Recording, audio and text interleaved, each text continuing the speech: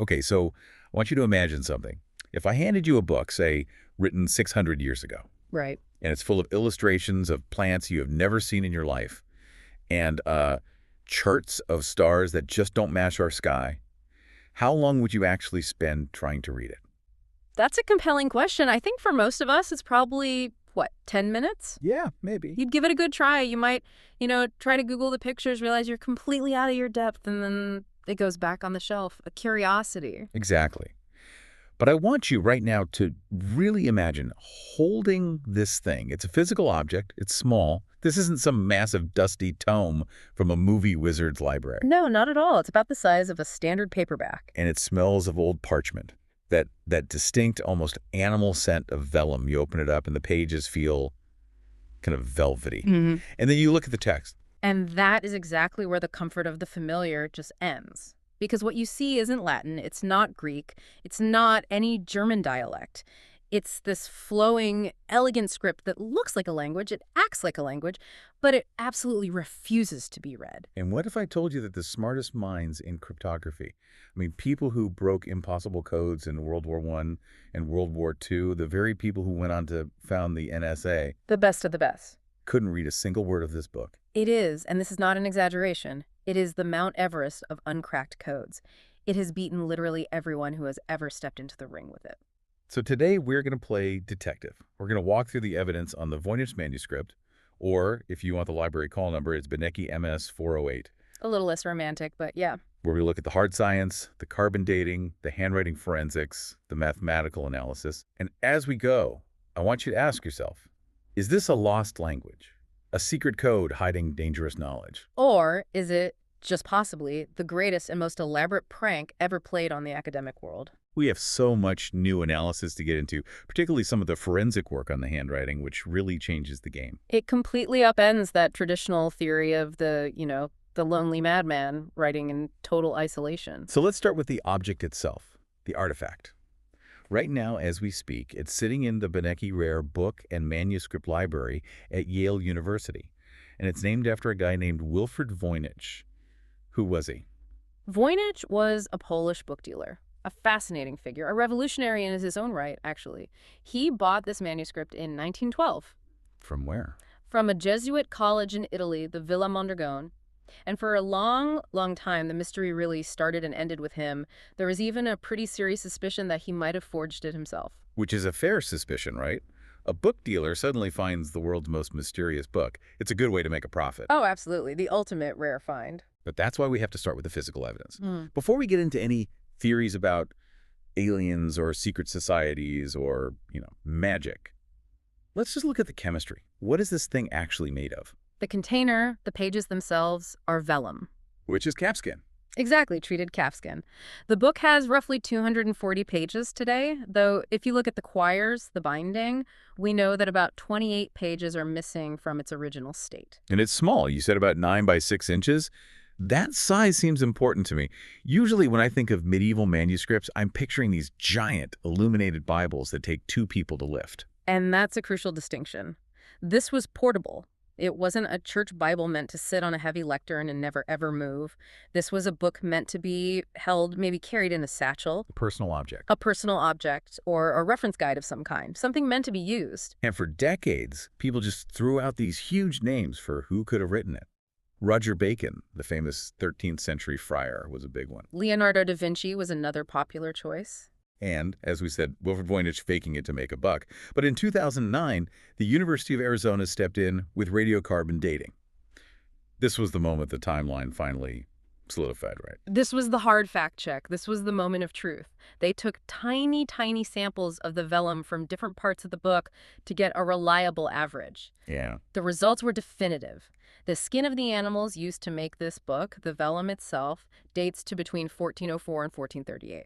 Okay, let's stop there and unpack the implications of that date, 1404 to 1438. Well, first, it immediately rules out Roger Bacon. He died way back in the 13th century, so he's out. Go on. It rules out Leonardo da Vinci, who wasn't born yet. Okay. And crucially, it makes the Voynich forgery theory incredibly difficult to maintain. Because if Wilfred Voynich forged it around 1910, he would have needed, what, a huge stack of blank vellum from the early 1400s? Exactly. And not just a scrap or two. We're talking about dozens of calfskins.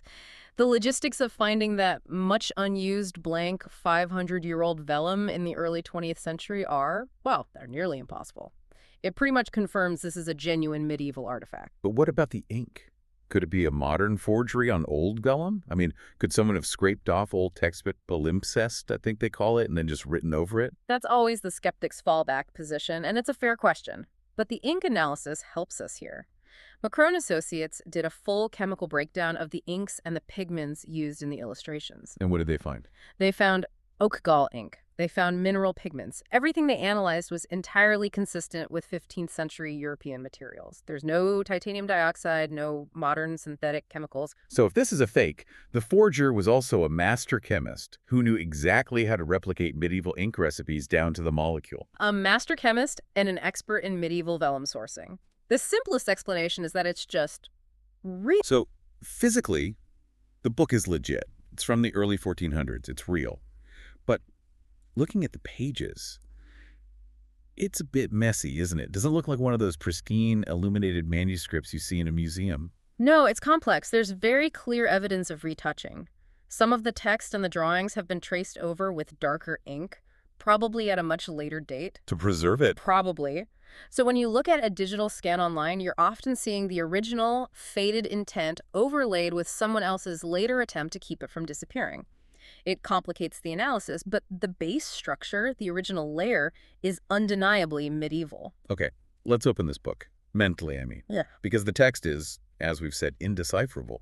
Scholars have had to divide the book into sections based on the pictures. And the pictures are, well, weird feels like an understatement. Weird is being polite. The first and largest section is what everyone calls the herbal section. Which sounds normal enough. Book plants. Yeah. Medieval people loved their herbal remedies. It was their medicine cabinet. It would be completely normal except for one tiny problem.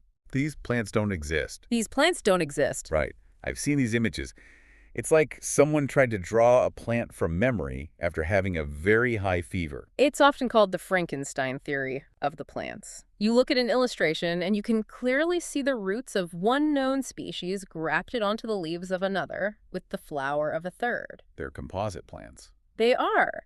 They have the visual language of a scientific botanical drawing. You can see the root system, the stem, the leaves, but they don't match anything in nature. It reminds me of those medieval bestiaries where the artist had clearly never seen a lion, so they just drew a big dog with a wig. It's a similar idea, but it feels more systematic than that. Some people have suggested they might be from the Americas, you know? Yeah, that was a big theory for a while, the Mesoamerican theory, that maybe it was a record of New World plants brought back by some unknown pre-Columbian explorer. But that 1404 to 1438 dating makes that very, very difficult. That's a good 50 years before Columbus's first voyage. So unless you argue the vellum sat on a shelf blank for a century before someone drew on it, or that there was secret contact way earlier than history records. The Mesoamerican theory really struggles against that timeline. Okay, so we have a chapter of impossible plants. Then we turn the page to what is probably the most infamous section of the book, the balneological section, which is a very fancy word for bathing. Bathing, spas, medicinal waters, that sort of thing. Visually, this is the most striking part of the entire manuscript. You have dozens and dozens of small, nude women. And are always described as pot-bellied nude women. Yes, they have a very distinctive, stylized anatomy. And they are bathing in these pools or tubs of green liquid, but the tubs are all connected by these intricate, almost industrial-looking tubes and pipes. It looks like a plumbing schematic. It looks like a water park designed by M.C. Escher. So the conventional wisdom for a long time was that this is about what? Reproduction, women's health. Gynecology, health spas, things like that. But there's a new perspective on this that I find absolutely fascinating. You're talking about the work by the researcher Johannes Richter. Exactly. He completely flips the script. He asks, what if this isn't about human biology at all? What if it's about weather and engineering? Wait, hold on. The naked ladies are weather. Stick with me here. Richter suggests we should look at these women not as humans, but as nymphs in the classical mythological sense, as personifications of star clusters, specifically the Pleiades and the Hyades. In Greek and Roman mythology, these specific star clusters were intimately associated with the coming of rain, with storms, with the changing of the seasons. So the women are stars. I'm with you so far. What about the plumbing? All the tubes connecting the pools? So the hydrologic hypothesis, as he calls it, suggests the plumbing represents the water management of the Earth by these celestial entities. He points to a specific drawing on folio 82V. It's an illustration that looks like a bifurcated pipe dripping water over two hills. I've seen that one. It looked like a shower head or some kind of sprinkler system. Exactly. And Richter connects this to medieval theories about rainbows. In the Middle Ages, they were trying to explain how rainbows work scientifically. One idea was that they literally transport rain.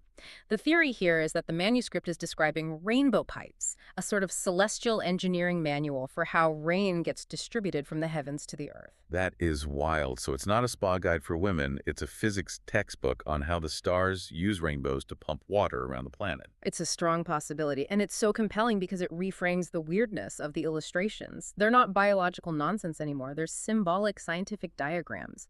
It suggests the author wasn't hallucinating. They were trying to visualize a very complex atmospheric theory using the symbols they had available. And we can't forget the foldouts. There's that massive 6-page foldout known as the rosettes. A masterpiece of confusion. It looks like a map of some kind, with causeways connecting different circular cities, castles, and what looks like a volcano in one section. It implies a geography, a worldview. It tells us that whoever made this wasn't just doodling. They were building a world. Whoever they were. And this right here, brings us to the biggest plot twist in Voynich research in the last 50 years. The end of the lone madman theory. The complete demolition of it. For so long, the popular image of the Voynich author was this solitary genius, or maybe an insane person, scribbling away by candlelight for decades, hiding from the world. A very romantic image. But the forensic evidence just blew it out of the water. And we really have to credit the work of Dr. Lisa Fagan Davis, building on the earlier work of a cryptographer named Prescott Currier. So Davis is a medieval manuscript expert. She's not trying to crack the code. She's looking at the handwriting, the paleography, on a microscopic level. What did she find? She found conclusively that the Voynich manuscript was not written by one person. Okay. It was written by at least 5. 5 people? You're kidding me. 5 distinct hands, which paleographers have labeled Scribe 1 through Scribe 5. How could she possibly tell? I mean, to my untrained eyes, scanning through the pages, it all looks like the same curly, incomprehensible script. It's in the tiny, unconscious habits of muscle memory. For example, Scribe 1 consistently writes the character that looks like our letter H with a bowed crossbar. It curves. Okay. Scribe 2, however, always uses a straight crossbar. Scribe 2's handwriting is also more cramped and slanted than Scribe 1's.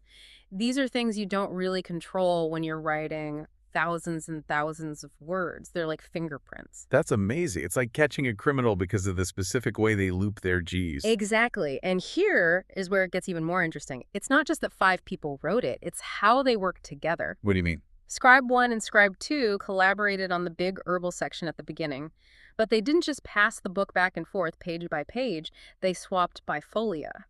Can you explain that term for us? Bifolia. Sure. A bifolium is a large sheet of vellum that's folded in half to make 4 pages of a book.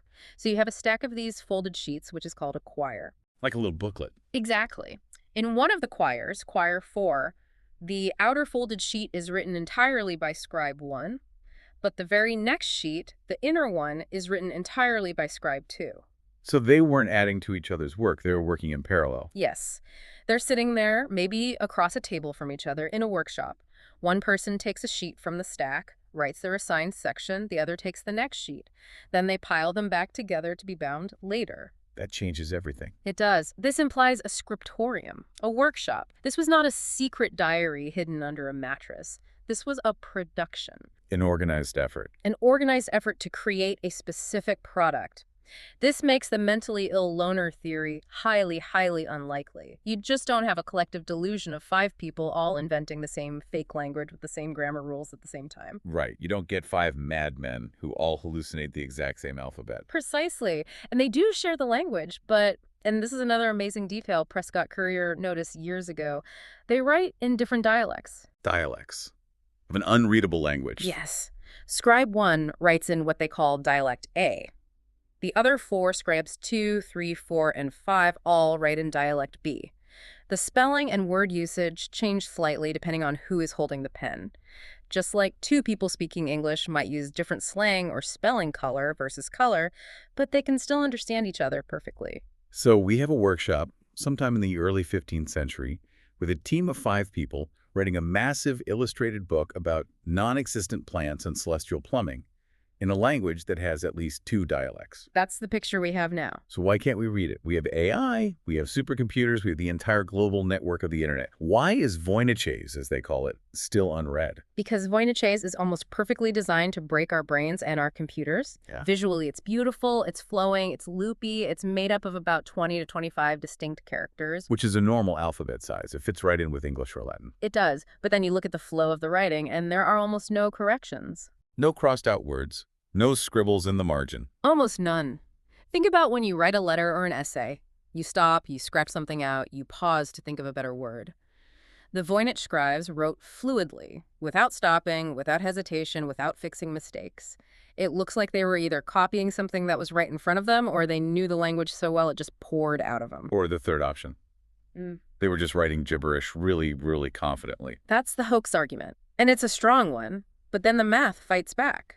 When linguists analyze the text using something called Zipf's law. Zipf's law, can you give us a quick refresher on that? It's a statistical rule that's found in all natural human languages, from English to Swahili. Essentially, the most common word in any language appears about twice as often as the second most common word, 3 times as often as the third, and so on.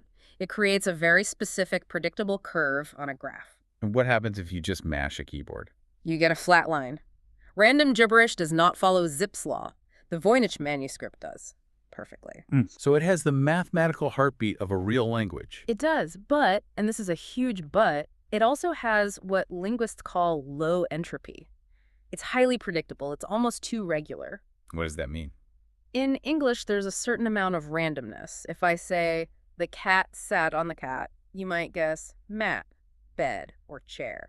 There are options. In Voynich's, the text is incredibly repetitive. The options seem much, much more limited.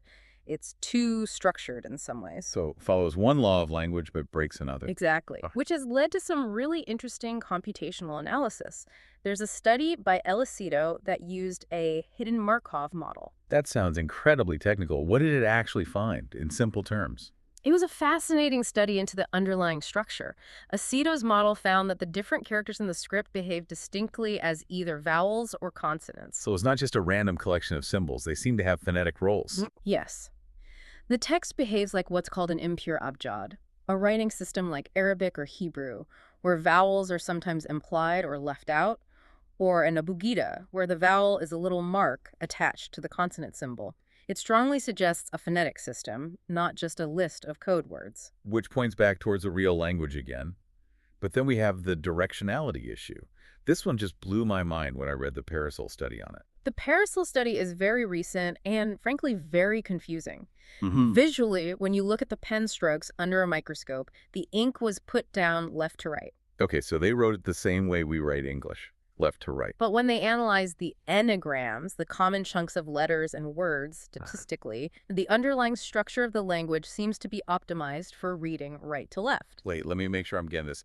They wrote it left to right, but the math says it should be read right to left. It's a massive anomaly. Parasol speculates that it could be a language like Hebrew or Arabic, which are read right to left, that was encoded phonetically into this new left-to-right script. Or it's some kind of complex cipher where the word order was deliberately reversed as part of the encoding process. Or type of mirror writing. It just adds another layer of why to the whole operation. Why go to all that trouble? There's also the compression hypothesis. This is an attempt to explain why the text is so repetitive, right? Right. This is a more modern information theory take on it. The theory argues that the glyphs, the characters, aren't letters in the traditional sense, but abbreviations or code words. Like a medieval data compression scheme, a 15th century zip file. Exactly. The idea is to save space on that incredibly expensive vellum. So, for example, the symbol that looks like 8 a.m. might actually stand for the plant with the red leaves that grows only in the shade of an oak tree. So you save a lot of writing. A ton. But if you're an outsider looking at the text, you just see 8 a.m. written over and over and over again, which makes the text look incredibly repetitive and low entropy. It solves the math problem. So let's try to put all this together. We have the physical book, which is real. We have the scribes, who were a team. We have the code, which is mathematically linguistic but full of contradictions. Let's try to categorize this thing. What is it? There is a great comparative study on this by Dunan and Schmeh, They looked at over 100 other encrypted books from history from different centuries and tried to profile the Voynich manuscript against them. So, for example, is it a diary? Almost certainly not. There are no dates. It's too structured, and most importantly, it was written by multiple people. Diaries are solitary projects. What about a secret society ledger?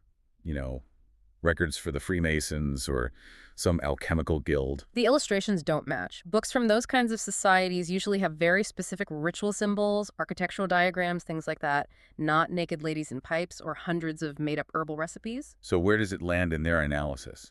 They argue that the most likely category is a book of secret knowledge, a compendium of magic or medicine or alchemy, a reference book for a body of knowledge that the authors wanted to keep within their specific circle. A proprietary textbook.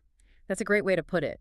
Here is our unique medical knowledge, but we don't want the guild down the street to steal it, so we're writing it in code. But we still have to contend with the big one, the hoax theory, because humans are, tricky. The ultimate 600-year-old troll. The counter-argument to the hoax has always been the sheer cost and effort. We talked about the vellum. It was expensive. Hiring 5 scribes is expensive.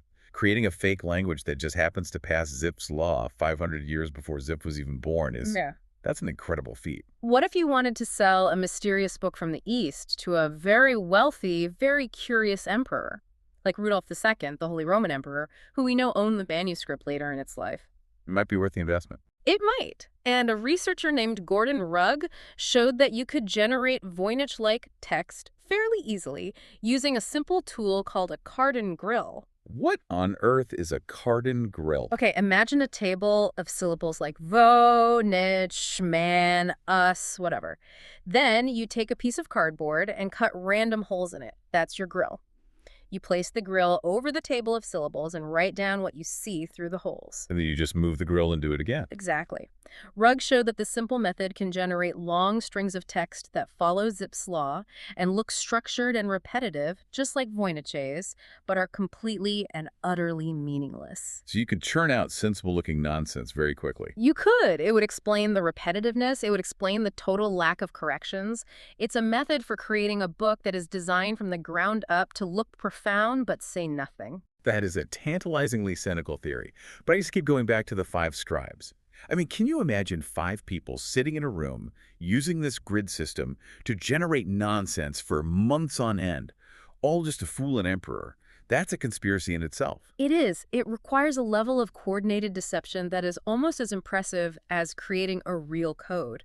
And we can't forget the steganography idea. Which is what? That the visible letters don't matter at all. The entire text is a distraction. The real message is hidden in the tiny details, the exact shape of a loop on a letter, the number of stars drawn in the margin, the length of the stems on the plants. We're looking at the wrong thing. We might be staring at the locked front door while the key has been under the welcome mat the entire time. Okay, let's try to synthesize all this, because we've thrown a lot of evidence on the table here. We have a 15th century object made of high-quality materials. Check. It was made by a team, a workshop, of at least 5 people with 2 distinct dialects. It contains what appears to be knowledge, or at least illustrations of knowledge, about botany, maybe astronomy, and this strange hydrologic theory of weather engineering. And it uses a writing system that acts like a real language, mathematically, but has resisted every single attempt at translation for centuries. Why? I mean, it all comes down to why. Why make this thing? That is the ultimate question. If it's a hoax, it's a masterpiece of long-form deception. If it's a code, it is arguably stronger than the Enigma machine. But if it's a lost language... That's the most romantic option, isn't it? It is. It suggests this is a phonetic transcription of a spoken dialect that died out and had no other written form. A last, desperate attempt to preserve a culture that was vanishing from the earth. The nymphs and the rainbow pipes might be the last remnants of the folklore of a people whose voice is completely gone, trapped in a script we can't speak. It really is a challenge to our modern ego. How so? We just assume that because we live in the digital age, with AI that can write poetry and quantum computers on the horizon, we can solve anything. We think we've basically completed the map of human knowledge. And then there's the Voynich manuscript. This humble, Kafkian reminder sitting in a climate-controlled vault in a library in Connecticut. It's a reminder that a few scribes with quill pens and some ink 600 years ago created a lock that all of our supercomputers still cannot pick. I want to leave you with one final thought. We've talked about the different sections, the plants, the stars, the recipes. If you could translate just one page of this book, just one, which section would you choose? Would you want to know the name of that impossible plant, the secret of the rainbow pipes, or the recipe for one of those strange potions? And, more importantly, are you prepared for the distinct possibility that you finally translate it and it says absolutely nothing at all? That is the risk we take. Thanks for joining us.